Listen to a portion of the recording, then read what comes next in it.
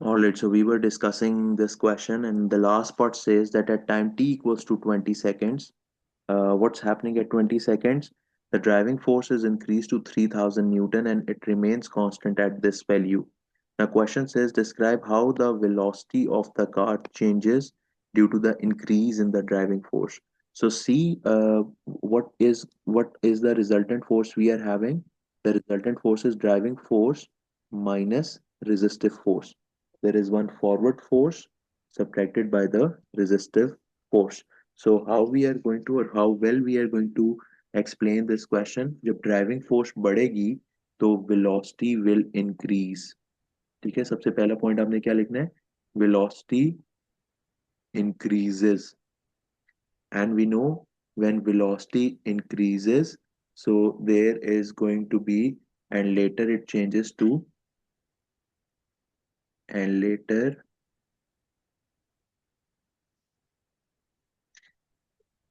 there will be a new terminal velocity.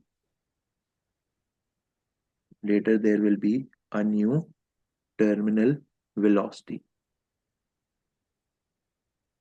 Okay, later there will be a new terminal velocity, full stop.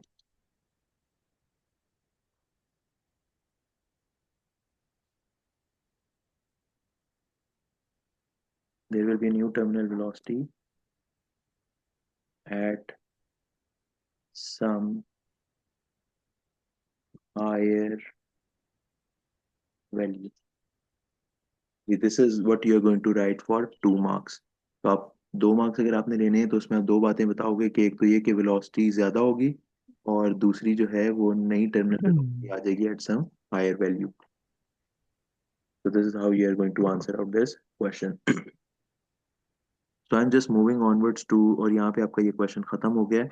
Now I am moving to the next question and come up to question number. Let me see what is the next question. All right, yes, come to question number 14. This is quite interesting question, and let's see what is present in this question number 14. So question number 14 is in front of you. I hope everyone is on the same page. This is on page number 112. Okay, this is page number 112. So page number 112, kinematics, question number 14. What does it says? A man standing on the wall. So there is a man which is standing on the wall. It throws a small ball vertically upwards with a velocity of 5.6 meter per second. So it is present at this specific state. और यहाँ से जो है ये ball फेंक रहा है upwards with a speed of 5.6 meter per second. The ball leaves his hand when it is at a height of, यानी कि height above the ground is how much? It is 3.1 meters above the ground. Again, question says that air resistance in this specific part is negligible. So what is the question saying? कि air resistance is negligible. अगर air resistance negligible है तो यहाँ से हमें समझ आ गया acceleration will be considered as equivalent to gravitational acceleration, which will be taken as in account as 9.81 meter per second square. So ये बात हमें कहाँ से पता चली कि air resistance is negligible. ठीक है, एयर रेजिस्टेंस नेग्लिजिबल हमें बता रही है कि जब वर्टिकली वो मूव करेगा तो acceleration will be taken as acceleration due to gravity. आगे चलते हैं. क्वेश्चन कहता है show that the ball reaches a maximum height above the ground of 4.7 meter. So this question is actually a pure question for from equations of motion. तो क्या कोई specific equation of motion हम use कर सकते हैं? हमारे पास क्या क्या इक्वेशन होती हैं उसको मैं यहाँ लिख देता हूँ. एक इक्वेशन ऑफ मोशन है s is equal to u t plus half a t square, and the other equation of motion is 2as is equals to v square minus u square. Or apart from this another equation is there, v is equals to u plus at. और हमारे पास equation क्या होती है? s is equals to 1 by 2 u plus v multiplied by t. So these are the respective equations which we are having for the respective explanation.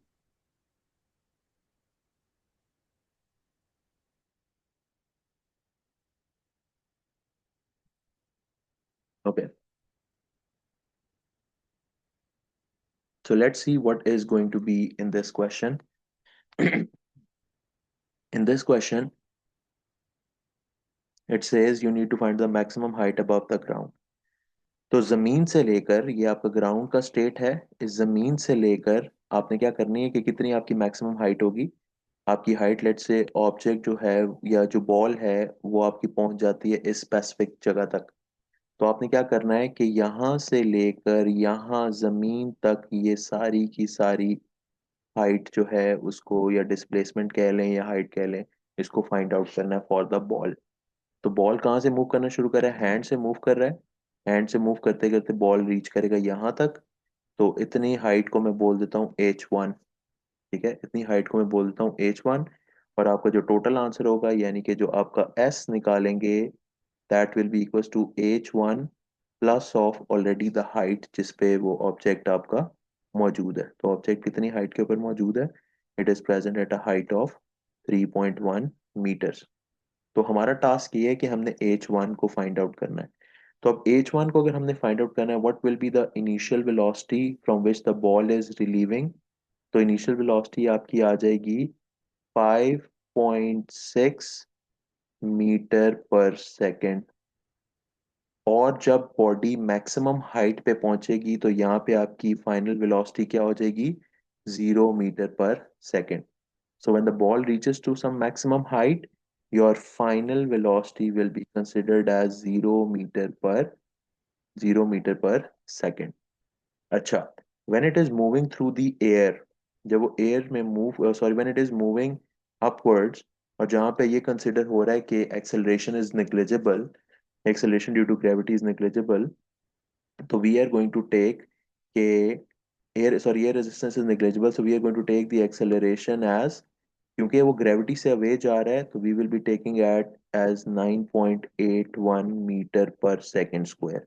फिर acceleration will be considered as negative 9.81 meter per second square. So what we need to find out, we need to find the value of H1, कि कितनी height ball ने gain की man के हाथ से लेकर top position तक। This is the maximum height, this is the maximum height. What is the maximum height attained by the ball from the hands of a man to a some maximum peak point? तो इसको हम किस तरह further solve करेंगे। अच्छा, Hafsa is saying why zero, कैसे zero बेटा, देखो इस वजह से कि जब आपके पास बॉल यहाँ से ऊपर की तरफ मूव कर गई और मैक्सिमम पॉइंट पे वो एक इंस्टेंट के लिए रुकेगी। ये याद रखो, जब भी body, whenever the body reaches to the maximum height, ठीक है, always remember whenever the body reaches to the maximum height, तो उस स्पेसिफिक केस में आपके पास क्या होगा, in that specific case your velocity at that point will be zero. Velocity at that point will be zero. ये बात समझ आ रही है आपसा।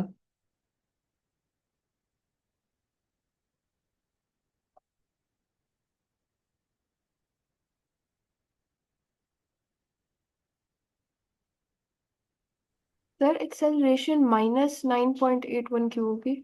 अच्छा, एक्सेलरेशन -9.81 इस वजह से होगी because it is moving away from the gravity. तो ये जनरल कॉन्सेप्ट, अभी मैं acceleration due to free fall अभी पढ़ाऊंगा अभी नेक्स्ट कमिंग क्लास में। तो जहाँ पर हम एक्सेलरेशन ड्यू टू ग्रेविटी जो है वो कंसिडर करेंगे नेगेटिव। क्यों वो नेगेटिव कंसिडर होगी, because it is moving away from the gravity. So whenever the acceleration is moving away from the gravity, it will be considered as negative. And it is towards, when it is towards the gravity, it will be considered as positive.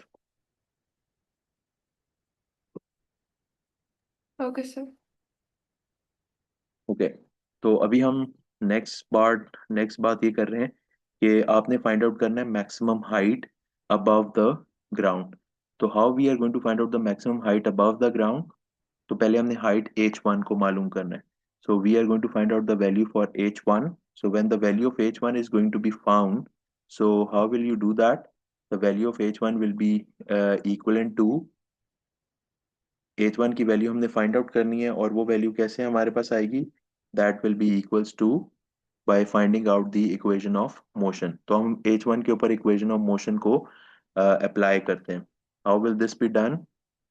Object जो है यहाँ hand से निकला, कितनी velocity से निकला? 5.6 की. और जब वो टॉप पॉइंट पे पहुंचा तो it is going to stop और फिर वो रिटर्न बैक करेगा. तो उसकी वेलोसिटी कितनी है टॉप पॉइंट के ऊपर? Final velocity will be 0. और एक्सेलरेशन अपवर्ड जा रहा है तो -9.8.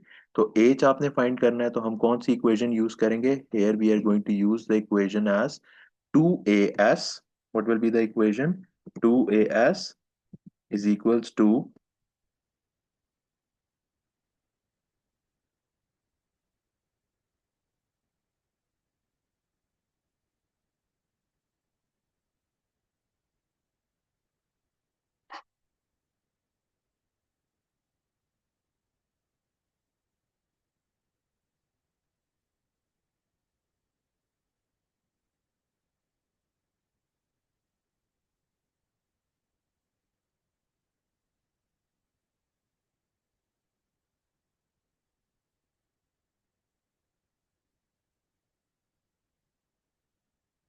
2as minus v square minus u का स्क्वायर.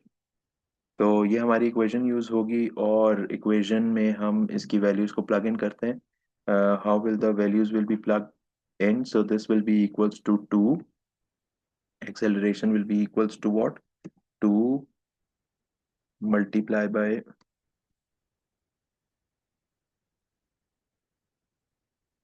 2 multiply by acceleration आ जाएगी 9.81.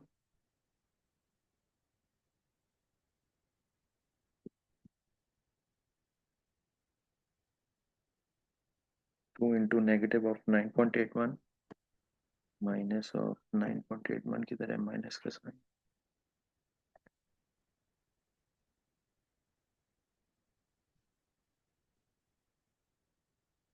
और डिस्प्लेसमेंट आपकी h1 हो जाएगी and this will be equals to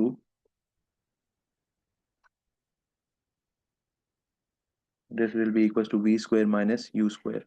अब v का स्क्वायर आपके पास किसके इक्वल आएगा? Here v square will be equals to 0 और माइनस का साइन आपका हो जाएगा u का square. So what will be u का square? Here u square will be taken as 5.6 का square. So what value for 5.6 square we are going to get? Here 5.6 square will be like this way.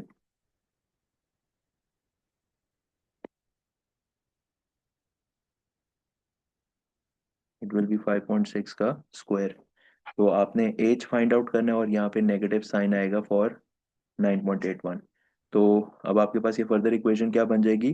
This will be -2 into 9.81 into h1. This will be equal to minus of 5.6 का whole square.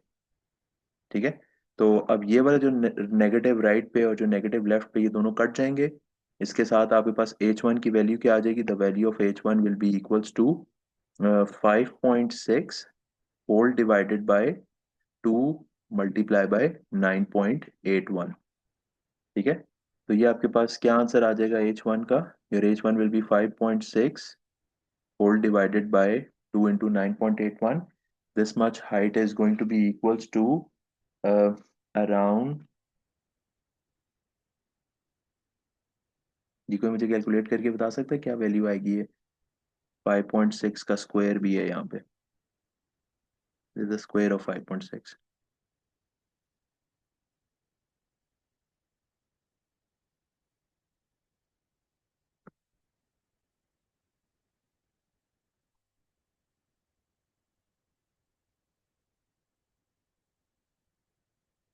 Yes, it will be appearing as 1.6.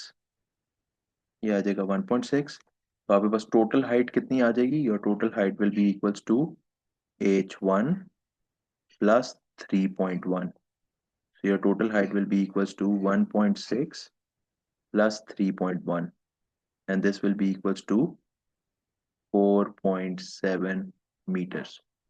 So the value of h will be equals to 4.7 meters. So this is going to be your height, total height above the ground. तो इस पूरे part का जो answer है आपके पास, इस पूरे part का जो आंसर है आपके पास हाइट 1 का, तो टोटल हाइट आपके पास आएगी, that total height will be equals to 3.1 plus 1.6 and this is equals to 4.7 meters. और ये हमने फाइंड कहाँ से की थी, equation the 2s is equals to v square minus of u square. Acceleration आपके पास थी -9.81, डिस्प्लेसमेंट आपने फाइंड करनी थी हैंड से टॉप पोजीशन तक, v का स्क्वायर वाज 0 माइनस u का square was taken as initial velocity, and what is the initial velocity we were having, 5.6 ka square, and s was eventually 5.6 ka square whole divided by 2 into 9.81, जो कि आ गया था 1.6 के equal. और total height हमारे पास किसके equal है, ये डिस्प्लेसमेंट प्लस जो ऑलरेडी ग्राउंड से ऊपर था, so that revealed to h is equals to 3.1 plus 1.6 which is 4.7 meters.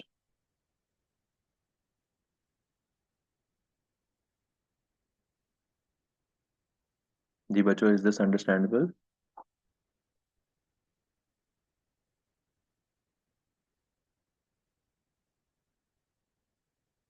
इस बोलिए आगे चलो।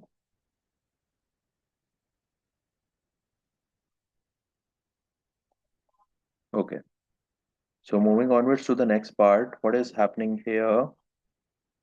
This question is saying that the man does not catch the ball as it falls. तो question कहता है calculate the time taken for the ball to fall from the maximum height to the ground. So let's say बंदे ने ball को पकड़ा हुआ था एक सर्टेन पॉइंट पे, उस उसने उसको मूव करवाया ऊपर, the ball reaches to the maximum height, और फिर बॉल ने नीचे को फॉल किया and it falls to the ground. ठीक है, this is what it happened. तो when it is at the maximum height, जब ये मैक्सिमम हाइट के ऊपर बॉल मौजूद है, तो हमें पता है इस वक्त इसकी वेलोसिटी क्या होगी, जीरो। ठीक है, what will be its velocity, its velocity at this maximum point is going to be considered as zero. So हमने क्या करना है, जब वो नीचे की तरफ फॉल कर रहा है, तो we need to find out the time. अब हमें ये पता चल चुका है कि what is the total displacement from the maximum height till the ground, हमने अभी पिछले पार्ट में फाइंड आउट किया, the total displacement is 4.7 meters। ठीक है, or we need to find out how much time it has taken, our initial velocity is 0, if there is no air तो हमारी acceleration क्या होगी, 9.81 मीटर पर सेकेंड स्क्वायर। ठीक है, what will be the acceleration considered, it will be 9.81 meter per second square. तो हम कौन सी इक्वेशन यूज करेंगे इसको फाइंड आउट करने के लिए, s equals ut plus half a t square, और डिस्प्लेसमेंट हमारे पास क्या आएगी, एस, एस की वैल्यू हो जाएगी हमारे पास 4.5, इनिशियल वेलोसिटी क्योंकि टॉप हाइट से अब वो नीचे को फॉल करिए, टॉप हाइट पे हम वेलोसिटी क्या कंसीडर करेंगे, जीरो, तो ये हो जाएगी जीरो प्लस वो नीचे की तरफ फॉल कर रही है half, what is the acceleration, 9.81 into time square. तो इस सब को हम सॉल्व करेंगे and we will be getting the value of t square as 4.7 into 2 divided by 9.81, और अंडर रूट हमने हटाना है तो दोनों साइड पे हम अंडर रूट ले लेंगे। So what value of time we are going to get? The value of time we are going to get from this is 0.98 seconds. So time taken हमारे पास कितना आ जाएगा, 0.98।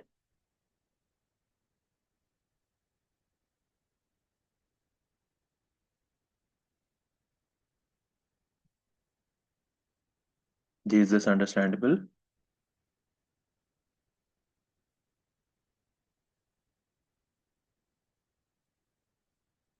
प्लीज स्पीक अप, क्या ये question समझ आ रहा है कि ये डिस्प्लेसमेंट किस तरह होगी, you t plus half a t square से। हमने टाइम टॉप से बॉटम तक का फाइंड किया और वो टाइम आया हमारे पास 0.98 सेकेंड्स।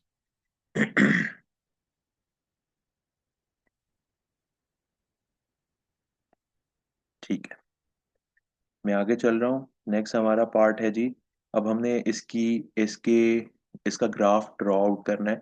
वो कहते हैं the ball leaves the man's hand at a time of t equals to 0, it hits the ground at time t equals to t। तो इफ यू रिमेंबर हमने वीटी ग्राफ डिस्कस किया था question के अंदर कि कोई चीज नीचे से ऊपर जा रही है और फिर ऊपर से दोबारा ये नीचे बैक फॉल कर रही है। तो उसका वीटी ग्राफ कैसे बनेगा, और अभी एक्सेलरेशन कांस्टेंट है। जब भी एक्सेलरेशन कांस्टेंट है it will be a straight line graph, और जब भी एक स्ट्रेट लाइन ग्राफ होगा तो एक्सेलरेशन कांस्टेंट है, ग्रेडियंट कांस्टेंट होगा। So on figure 3.2, sketch a graph to show the variation of the velocity for the ball with time t from t equals to 0 and time t equals to t. Numerical values of v and t are not required. ठीक है, यहाँ पर numerical values हमें चाहिए नहीं है।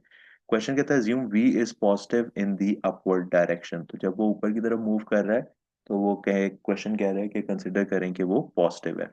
अब scenario क्या है, लेट्स से बॉल जो है, ठीक है, ये पर्सन के हाथ में थी ये बॉल, बॉल ऊपर गई, एक पीक पॉइंट तक पहुंची। जब पीक पॉइंट पे पहुंची फिर ये बॉल नीचे वापस आई, और ये उसने इसको कैच नहीं किया, बॉल फर्दर नीचे गिर गई और उसने जाके ग्राउंड को टच किया। The ball touch the ground, ठीक है, the ball hit the ground. तो this is the person, this is the ball, ball reaches to the maximum height, and after this maximum height it fall back। ठीक है, this is the whole scenario. अब हमने इसकी situation देखनी है कैसे होगा। जब मैक्सिमम हाइट पे जाएगी तो वेलोसिटी क्या हो जाएगी, जीरो हो जाएगी। इसका मतलब हम ग्राफ को कैसे बनाएंगे, ग्राफ को हमने इस तरह बनाना है कि जैसे ही बॉल हाथ से निकली and it reach to this maximum point, slowly the velocity is decreasing. ठीक है, v इज डिक्रीजिंग, और मैक्सिमम पॉइंट पे v डिक्रीज हो गया, कितनी हो गई, जीरो। तो हम ये कहते हैं कि जब बॉल ऊपर जाने लगी तो उसकी कोई एक वेलोसिटी थी मैक्सिमम। ठीक है, वो जो भी वेलोसिटी थी उस पर कोई वैल्यू हमें नहीं बताई हुई, तो हम खुद से ही इसको अंदाजे से बना लेते हैं, और वो लीनियरली क्या होती जा रही है, डिक्रीज होती जा रही है। तो लीनियरली वो डिक्रीज होती जा रही है। जब वो मैक्सिमम हाइट पे पहुंची तो उसकी वेलोसिटी हो गई जीरो। अब जब मैक्सिमम हाइट से बॉल नीचे की तरफ फॉल करना शुरू हुई, when it began to move downward, जब वो नीचे की तरफ फॉल होना शुरू हुई तो उसकी अगेन वेलोसिटी क्या होना शुरू हो जाएगी, increase, but direction will be opposite. So direction will be opposite and it began to increase, so the value of velocity increases.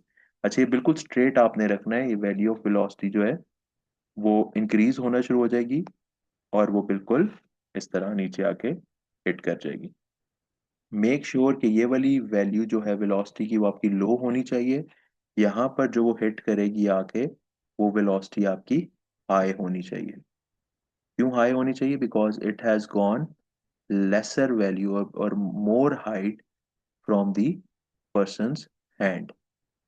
तो अगर इसके ग्राफ को थोड़ा बेहतर वे में मैं ड्रॉ करूं तो वो कैसे ड्रॉ आउट होगा, एक और बेटर वे में वो इस तरह ड्रॉ आउट होगा कि let's say if I draw it in this way, कि यहाँ पे वैल्यू मैं शो करूंगा लेस,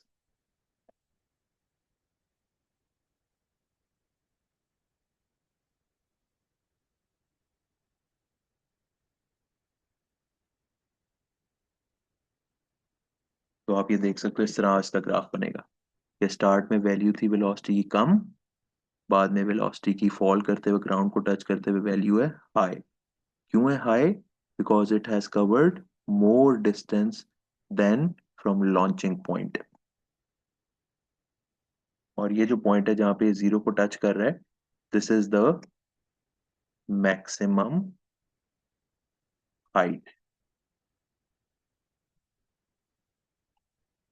जी बच्चों, समझ आ गया।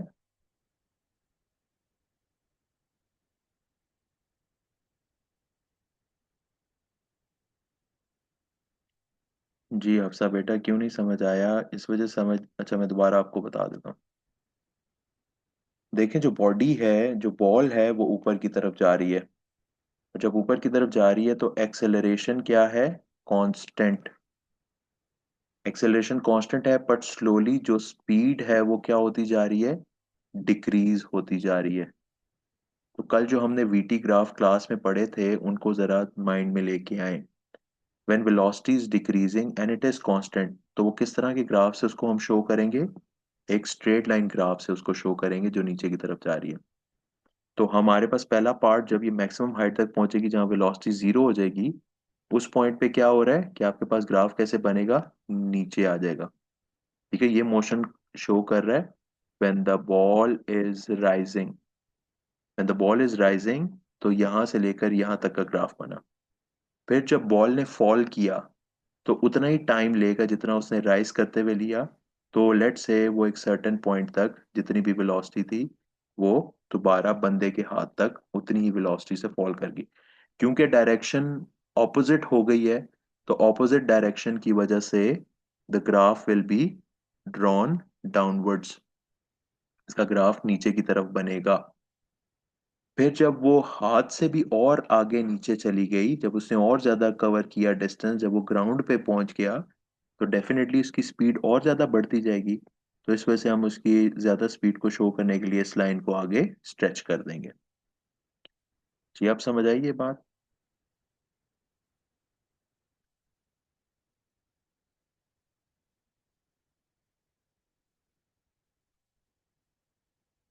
Okay, so this is how this graph will be drawn. अच्छा, next part says state what is represented by the gradient of the graph in C. तो क्योंकि ये वेलोसिटी टाइम ग्राफ है, इसका ग्रेडियंट हमें क्या बताएगा? Acceleration. Yes, it is going to tell us what is represented by the gradient of the graph. It is acceleration. It is acceleration. अब दूसरी बात वो कहता है the man now throws a second ball with same velocity same height, but जो मास है second ball का वो ज्यादा है फ्रॉम द फर्स्ट बॉल। वो कह रहा है assume the air resistance is still negligible। Air resistance क्या है? बहुत negligible है। तो कह रहा है for the first and second ball compare करें मैग्नीट्यूड ऑफ एक्सेलरेशन। देखो भाई, जब भी एयर रेजिस्टेंस negligible होगी वो मास पे डिपेंड नहीं करेगी। ठीक है, acceleration will not depend, acceleration will not depend on mass, acceleration will not depend on mass when no air resistance is there। when no air resistance, ये बात याद रखनी है। तो इसका मतलब क्या हुआ? मास डबल हो जाए, ट्रिपल हो जाए, 5 टाइम्स बढ़ जाए, acceleration will always remain same। So magnitudes of their accelerations are going to be what? Magnitudes of acceleration will remain equal। आप इक्वल भी लिख सकते हो, आप सेम भी लिख सकते हो। ठीक है, और इसकी रीजनिंग क्या है कि when there is no air resistance acceleration is independent of mass. और लास्ट, आप क्योंकि एक्सेलरेशन सेम है, तो जितनी स्पीड से वो पहले हिट कर रहा था अभी भी उतनी सेम स्पीड के साथ वो ग्राउंड को हिट करेगा। ये बात समझ आ गई? ठीक है, तो ये पॉइंट अपने पास नोट कर लें। Whenever there is negligible air resistance, whenever there is no air resistance, acceleration कभी भी चेंज नहीं होगी, एक्सेलरेशन विल रिमेन कांस्टेंट। तभी तो हम कहते हैं कि बॉडी कांस्टेंट एक्सेलरेशन से फॉल करती है। और वो कौन सी एक्सेलरेशन है जिससे बॉडी फॉल करती है? 9.81 मीटर पर सेकंड स्क्वायर।